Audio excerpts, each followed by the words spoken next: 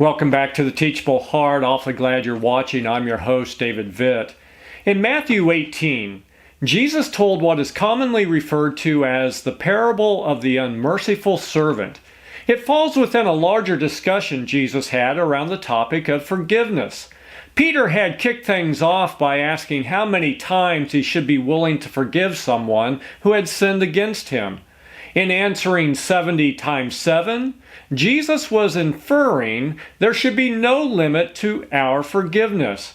Then, to illustrate why we should have forgiving hearts towards others, Jesus told the story of a king who wanted to settle accounts with his servants. The first servant mentioned was a man who owed the king 10,000 talents. That's in Matthew 18, verse 24.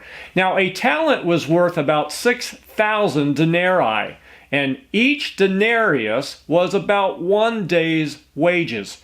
So, in other words, this was a ridiculous amount of money, about 200 years' worth of salary, a sum the servant would never have been able to repay. But in an incredible act of mercy, the king chose not to just lower the man's debt, but to cancel it in full and set the man free, according to verses 26 and 27. On his way out of the palace, this now free servant ran into a fellow slave who owed him a measly 3 months of wages. But instead of granting the same type of mercy he had just received, the first servant refused to forgive this much smaller debt, according to verses 28 through 30. Admittedly, it's a familiar story. But what I want us to see today is how the king, who represents God, viewed the first servant's unwillingness to forgive the other.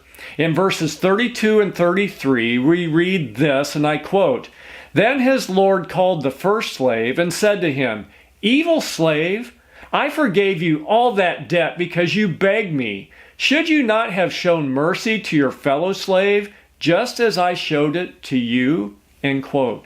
Now, perhaps mercy sounds a bit too strong to you, but would you believe most translations actually say that such unforgiveness is wicked?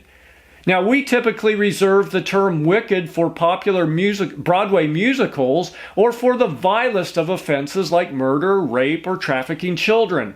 And without a doubt, those things are wicked. But in God's eyes, our refusal to forgive one another is wicked too. So, my friends, let's not be wicked. Instead, let's forgive those who need our forgiveness. Give a lot of thought, and until next time, keep the heart teachable.